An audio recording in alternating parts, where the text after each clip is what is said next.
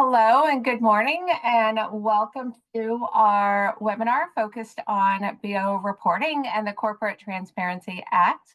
My name is Michelle Malton from Launch Finance, and joining me today are Saurabh Nathani and Sean Davidson, who are with White Summers and experts on the Corporate Transparency Act and BOI reporting. They're here to share details with you. And we have a very interesting timing at this point with recent developments, and Saurabh and Sean will be addressing those. And I'm going to hand it off to both of them at this point and let them dive right in.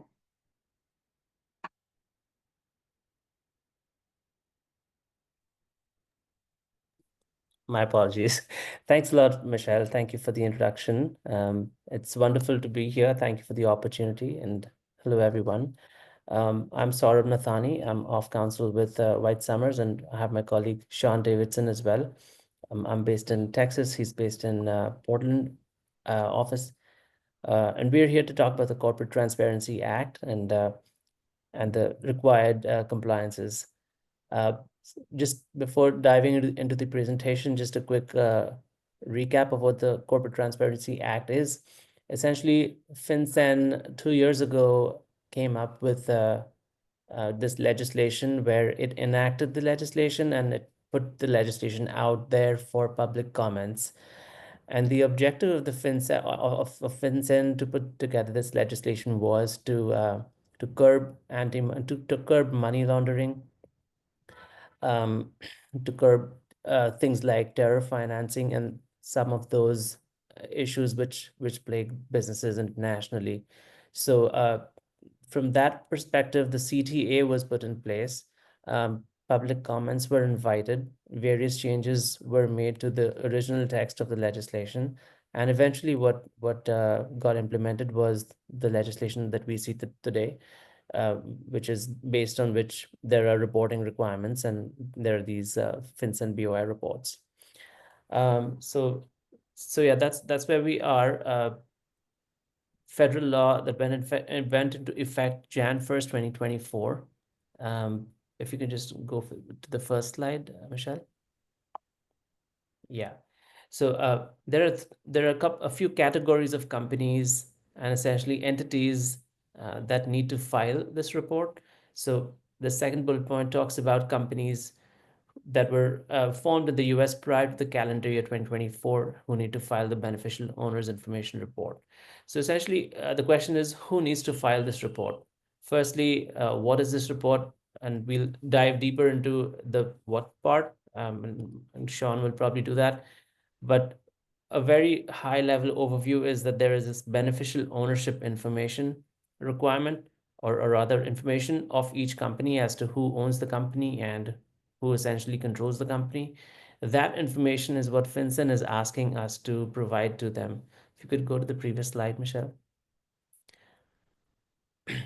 And so staying on the bullet point 1, essentially companies formed in the US incorporated with any Secretary of State, they're the ones who need to file the beneficial ownership information report.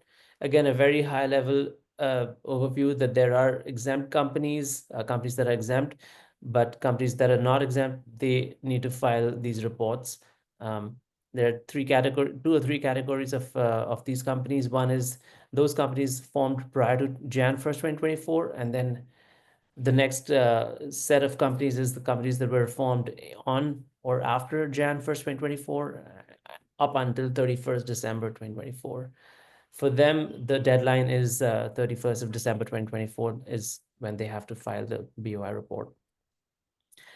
Okay, so yeah, this was the who part and who needs to file the report. And so we work with a lot of companies that are startups as well as established companies or mid-tier companies. And so most of those companies that don't meet the threshold of, let's say, a large company or companies that are listed companies, usually a lot of them do fall within this bucket of filing companies and who need to be reporting companies as per the CTA. Examples over here are given: LLCs, LLPs, LPs, a lot of these corporations, a lot of these entities do fall within the bucket of reporting companies under the CTA Act, unless they fall, of course, within one of the exemptions to the legislation. And then next slide. Sure. When does the BOI report need to be filed? The deadline for companies incorporated prior to Jan 1st was essentially is essentially 31st December 2024.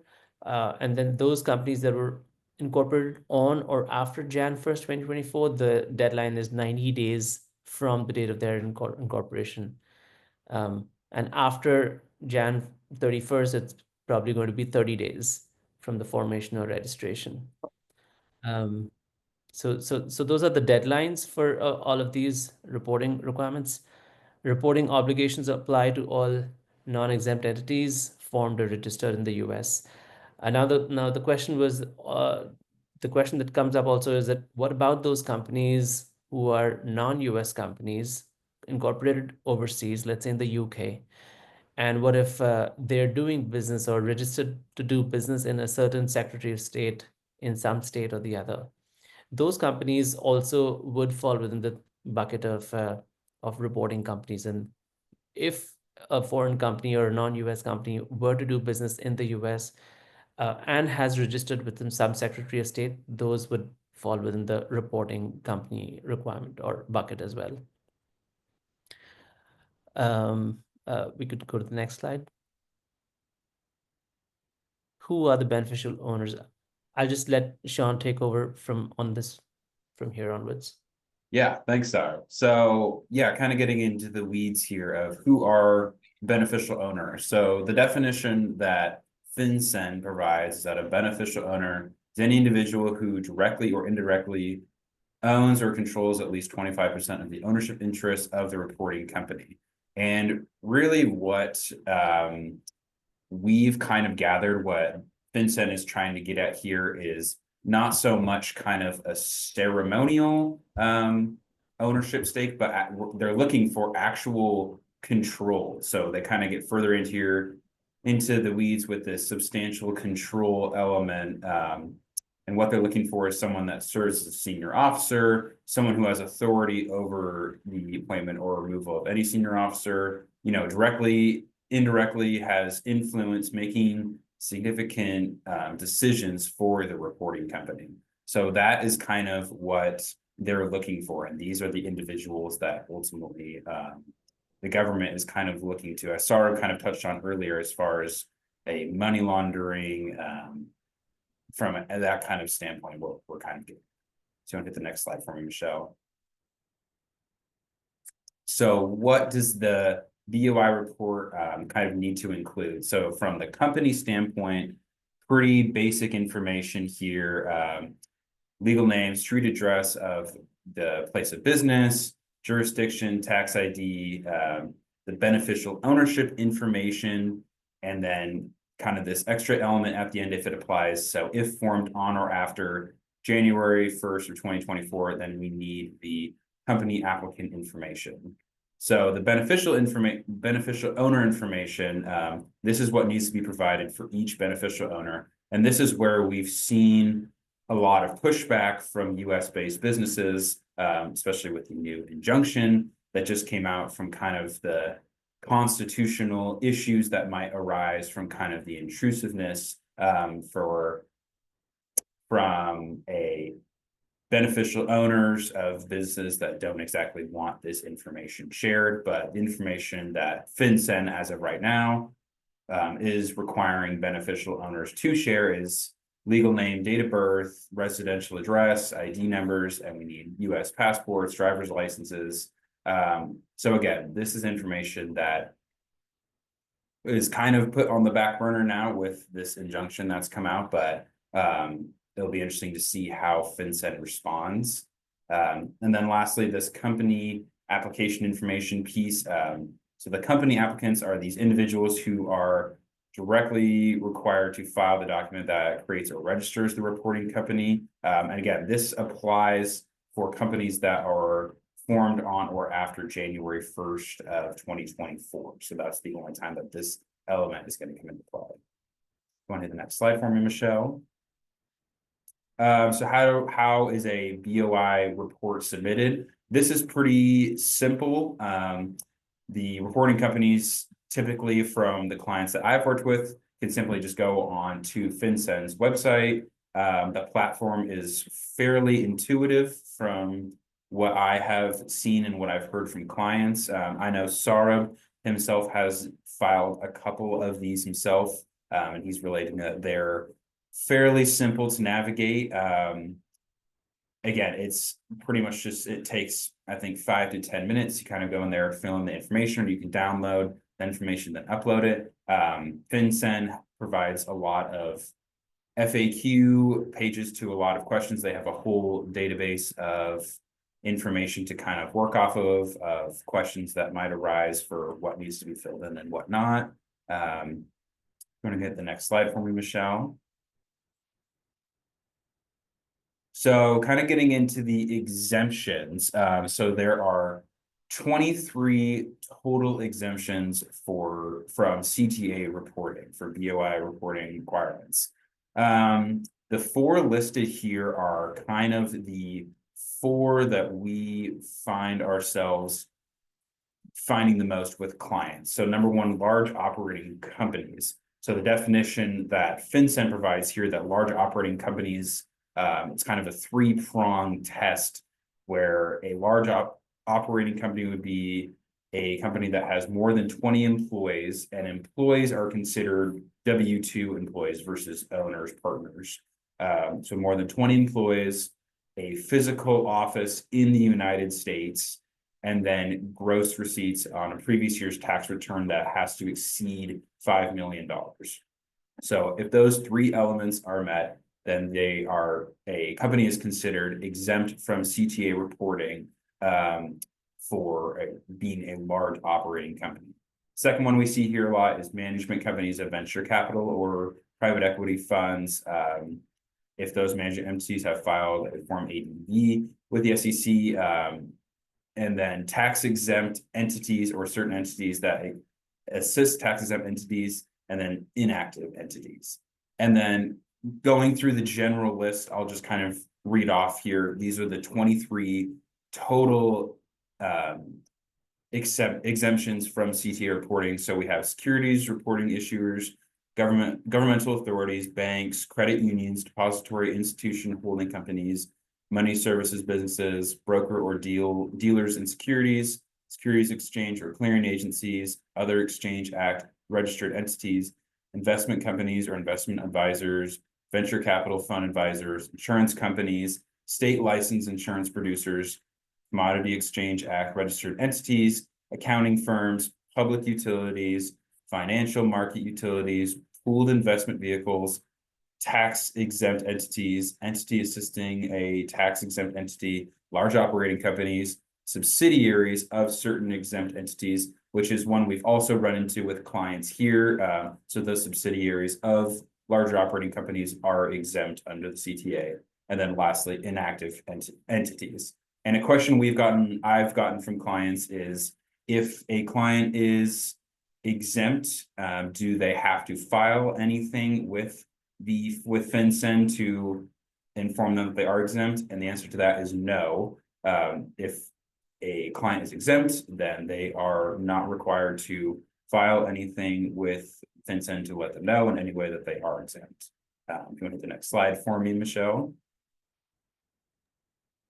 I'd like to just poke in and real quick just share one small experience on this exempt entities, Sean, which is I am currently involved in incorporating or forming a nonprofit entity.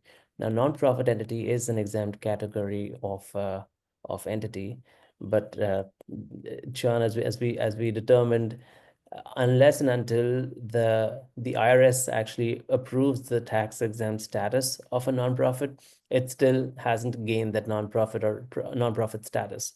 As such, it still needs to file, the directors and officers of that entity essentially need to file the BOI report.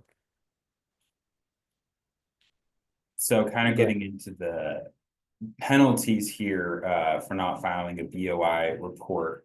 These are how the penalties stand for right now. We will see if these remain after with the new injunction that was just put in Texas, and see how FinCEN responds to that. But as of right now, oh, we can go back real quick. As of right now, these are the penalties that stand. So there is no penalties for what are considered to be negligent or accidental violations, but any person who willingly fails to upload the BOI information or fraudulently does so can face civil penalties of up to $591 per day. We're unsure where that exact dollar amount came from. And criminal penalties, which can include imprisonment for up to 2 years and a fine of $10,000. And then the second piece of this is an individual may be responsible for failure to file a report if that individual caused the failure to report or was a senior officer at the reporting company at the time of failure. And again, civil penalties are $591 per day. And then for each day, that's for each day the report is late. And then criminal penalties, which go up to 2 years and a fine of up to $10,000. Again, these are the penalties that stand. As of right now, we are not 100% sure how that will look going forward, to see how FinCEN responds, the latest injunction, but this is kind of the information that we're operating with at the moment. Put the next slide, and I'll let Sarah talk about the identifiers here. Okay. FinCEN identifiers. What are FinCEN identifiers? They're essentially an ID or an ID number that FinCEN generates. So let's say I own 3 companies, or let's say I'm a director on 3 companies. Instead of filing, or instead of inputting my personal information in each and every application for each of those companies, because just if you recall, the BOI report is supposed to be filed with respect to an entity. And so for every entity, let's say I'm a director in 3 entities, and we're filing the BOI report for each of those entities. Instead of me uploading my passport or driver's license for each of those applications, suggesting that I'm a beneficial owner, I could simply have a FinCEN ID, and I could just enter the FinCEN ID number, and that just takes care of it. That then I don't have to upload my personal information each and every application.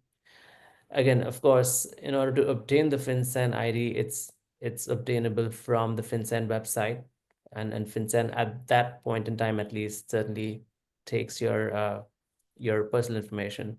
So you have to eventually invariably share your personal information at some point in time. The other implications of FinCEN ID are that if I have provided my FinCEN ID to suggest that I'm one of the beneficial owners based on, let's say, directorship, then I become responsible to update FinCEN if there has been any change to the beneficial owners of that company. That's one burden that's on the FinCEN identifier or the FinCEN ID provider on any specific report. FinCEN identifiers, yeah, the timeline for that is 30 days. So FinCEN ID holders must report changes to their BOI by filing the updated report. So yeah, so the initial report is, of course, filed for the initial situation, but anytime there's a change to the beneficial owners, we have typically a period of 30 days within which a company has to file an amended report. It's not an annual report that needs to be filed. It's just a one-time filing situation where if you filed the BOI report for a company, you're generally good to go unless there's a change in the beneficial owners. And that could also include if there's any change in the officers or directors of that entity. Yeah, the last paragraph, if there's any inaccuracy, it should be corrected no later than 30 days or after an individual becomes aware of the inaccuracy. Next slide, Michelle. Yep. Sean, you can take it off. Yeah. So for those of you who have not heard the latest news in this area, the U.S. District Court has essentially blocked the Corporate Transparency Act as of December 3rd, just a couple days ago. This came out of the U.S. District Court for the Eastern District of Texas, and a nationwide injunction was enacted to preclude the enforcement of the CTA. Mostly what the injunction was based on is a unconstitutional overreach by the government to collect the information that they're looking for. So it's becoming this interesting balancing test of trying to halt, as Saurabh talked about, anti-money laundering, funding terrorism, that kind of things, with more the other side with maintaining kind of integrity with beneficial ownership. One point that was noted in several of the articles that came out are how individuals are concerned about how information that is taken from the BOI collection is going to be used, specifically with privacy standpoints of how that information is just going to exist. And then ultimately, FinCEN, as of right now, has not released a statement about this injunction, though we are expecting that to come probably within the next couple of weeks. And then ultimately, Saurabh and I believe that this injunction will be appealed. So based on this, the January 1st, 2025 deadline is no longer enforced. But again, this might change depending on how the next couple weeks or months play out.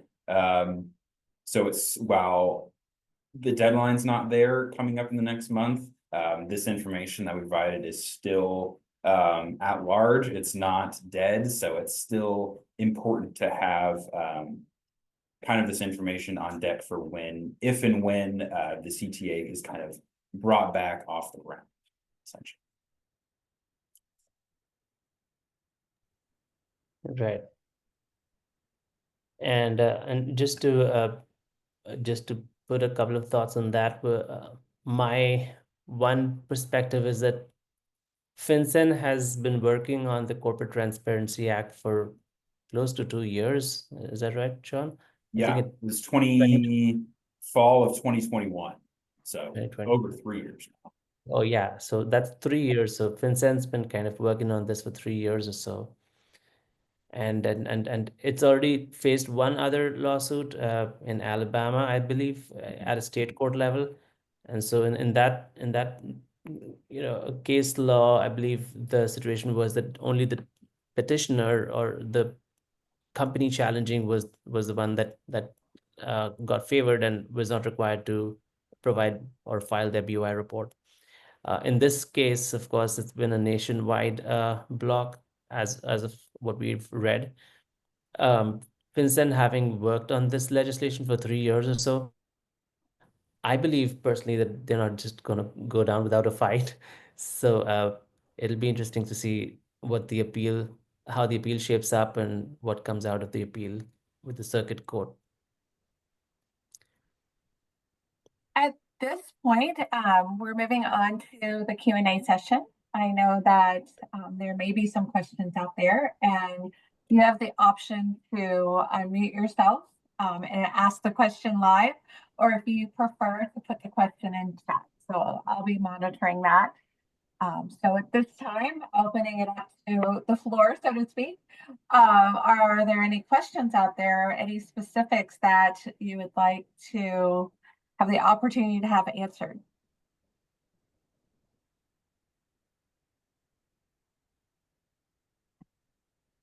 And while we're waiting on those first questions, I think you guys have made this point clear, but just to reiterate from you, of your clients as of today, given the December 3rd ruling, how are you advising your clients? Should they file now? Should they wait? Yeah, so I am taking a conservative approach because, again, within the firm, every partner has their own clients. And so while most of us believe that the new administration might end up striking this down, prior to this judgment, at least, we were certainly going ahead with filing or having all of our client companies file their BOI reports, just because howsoever the new administration takes this legislation, we certainly don't want to be in a situation where our clients are scrambling at the last minute to file their BOI reports on a rush basis. As opposed to doing that, we're just preparing them ahead of time and getting their ducks in a row and file that and not be non-compliant. Yeah, I think a conservative approach is probably best going forward to share with clients. I think we'll get some more direction once we hear a statement or anything from FinCEN. I think that will be the next step, and I think that will probably come within the next couple of weeks. Kind of like Sarah touched on, this has been the U.S. Treasury's, kind of their founding piece for the last couple of years. So this is certainly not something I think that's just going to go away because of this injunction. I think there may be pieces that are taken away or altered, but this is certainly something that's going to kind of be hovering in everyone's background. And it'll just be, there might be changes going forward, especially with the new administration kind of throws a wrench in that area to make it even more complicated and more fun for everyone. So we'll just have to kind of wait and see. I think that's, I was just speaking with another attorney here at our office this morning, and she was informing me, she said that's kind of the approach she's taking, is just to we're just kind of in this wait and see phase to kind of advise clients until we have some sort of feedback on what this is going to look like going forward. I think an area that some of these early stage companies face is who owns actually submitting this report. What have you seen, or who would you advise kind of taking ownership of getting the reporting done, gathering the information? What are you guys seeing?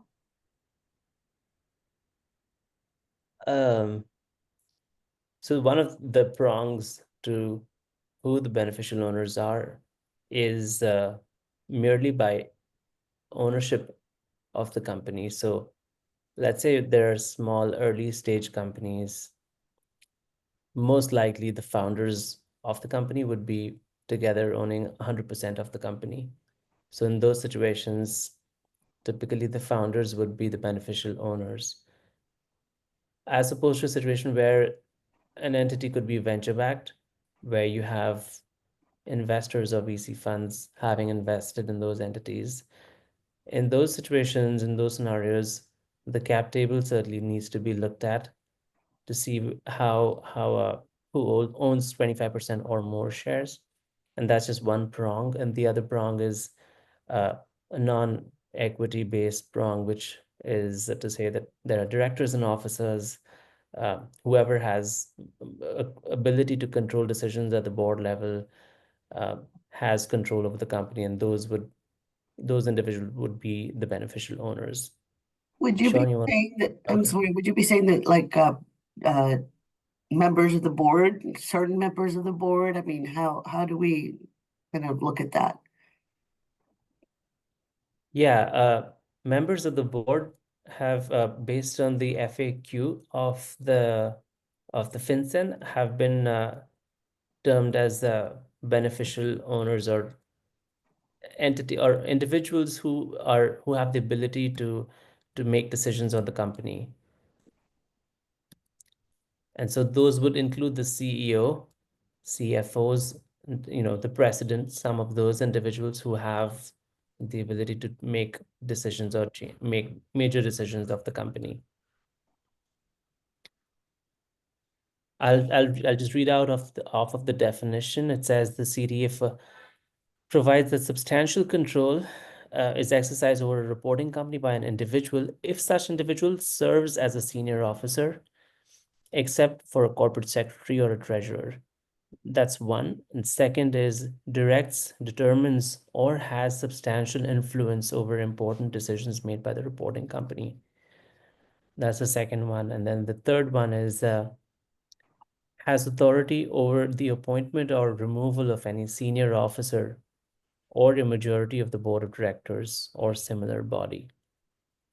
Now, typically within the corporation law, talking just about corporations, directors hire and fire, shareholders hire and fire directors, directors hire and fire officers, typically from a hierarchical perspective. So in that sense, directors would be certainly benefits, wielding substantial control and therefore beneficial owners.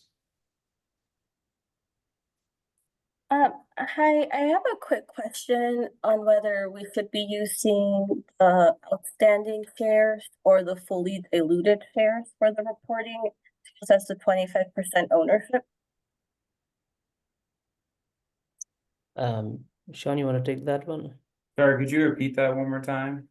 Yes, so my question is, are we supposed to use the outstanding shares or the fully diluted shares to determine the 25% ownership question? I believe, I don't know that answer off the top of my head. Saurav, I might defer to you on that. I believe it's Sure. outstanding shares. Yeah, I would think it would be outstanding shares. Yeah. Which was the other category of shares that you mentioned? Fully diluted shares? So when you say fully diluted, are you referring to stock options, or are you referring to restricted shares or stock that may have been issued in the company?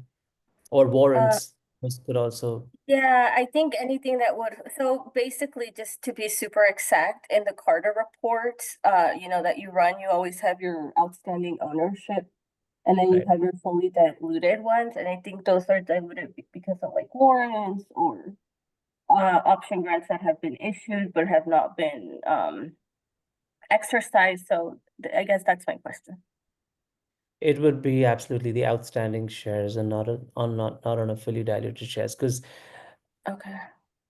let's say there have been 10% of the company that have been issued via stock options, and let's say employees have resigned and left the company.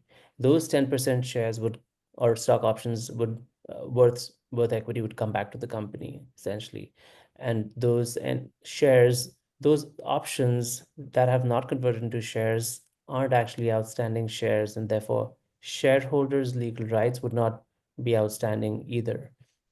And from that perspective, if I were to look at a 25%, who would be included in the 25% shareholding, it would be shareholders who are actually shareholders on the cap table. Okay, got it. I do have another just general question. If during the presentation, you mentioned that we had to use the residential addresses of the business owners.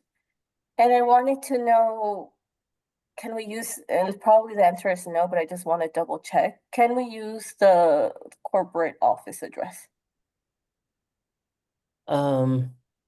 If you're asking about the FinCEN identifier address or beneficial owner's address, are you referring to the beneficial Yeah, the owner's address? beneficial owner's address, yes. The beneficial owner's address that you enter on the BOI report needs to match the ID that you're uploading. So I think for a lot of our clients, they're probably just going to provide a passport, and that information is obviously not going to be there. So I just wanted to know if we could just use the corporate office address. Yeah, not for the beneficial owner's Okay. address. So the We form do have has, to. Okay. Yeah, I think they're fairly explicit about being a residential address. Again, with this whole idea being transparency. Okay. Okay. just another perspective to share. I work with companies internationally as well. UK has been, a country that has propagated or promulgated the system of shareholding pattern being shared with the regulator from the inception for a long time. And so whenever we deal with UK companies, we realize that shareholding of the information of companies is actually public information. It's publicly available. I work with a lot of companies in Singapore and India as well.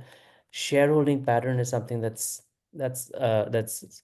you know, very non-standard and from a US perspective, but it looks like it's pretty standard from a, you know, UK or some of those countries legislation or system or governance perspective, purely from a transparency or whatever they call it, anti-money laundering or terror financing curbing perspective.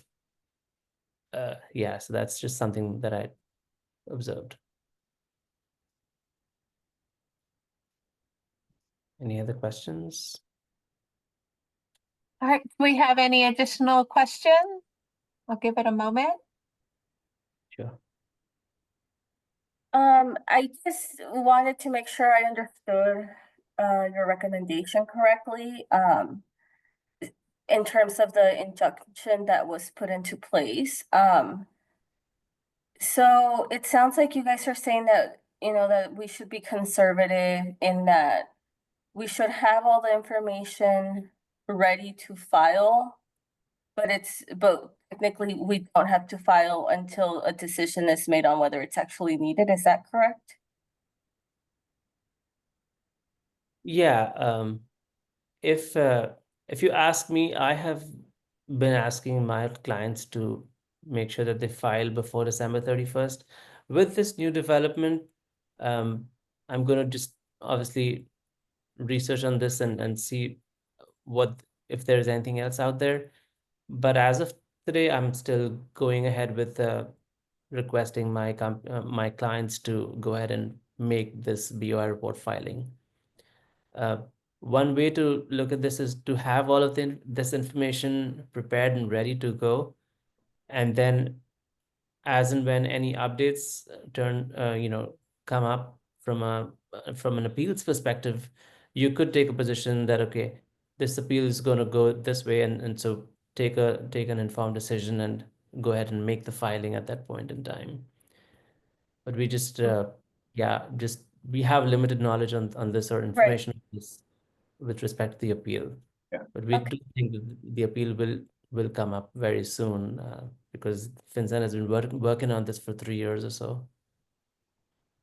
Okay, got it. Yeah, I don't think Thank there's an advantage or disadvantage to actually doing the filing now, but I think, as you mentioned, just having that information on deck, ready to go, kind of having it fresh in your mind for when some sort of answer from FinCEN and some sort of further decision comes out will be beneficial. But I mean, as of right now, there is not necessarily a need to file, but Sarab's approach of just having kind of this conservative and going forward anyway is not harmful in any way, but there's not a need right now, I guess, to do it, but just having that information ready.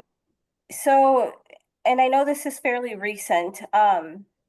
So if, for example, and I think this is going to be a question that my clients will have, given what's happening, if they choose not to, you know, to file until a decision is ultimately made, do you think there will be any like penalties or fees that they might have to pay if, you know, if they don't submit it by that deadline, but it's, you know, because they're waiting on a decision by the court?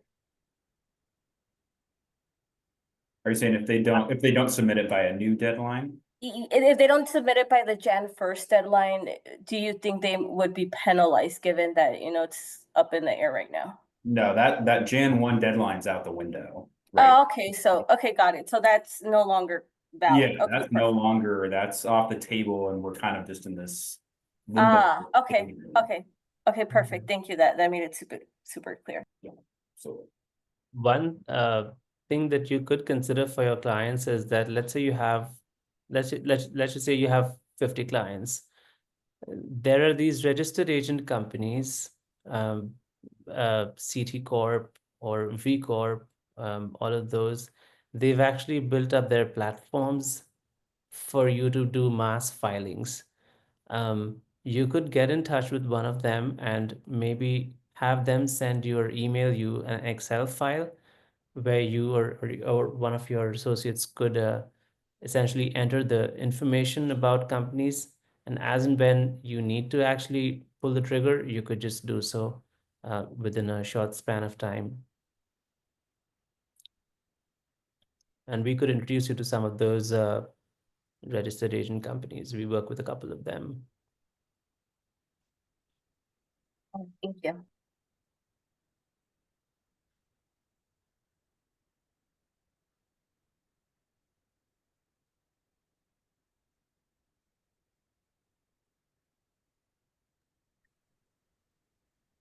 All right, so any additional questions? And if you have questions after the webinar, feel free to direct those to me. So mmulton@launchfinance.com.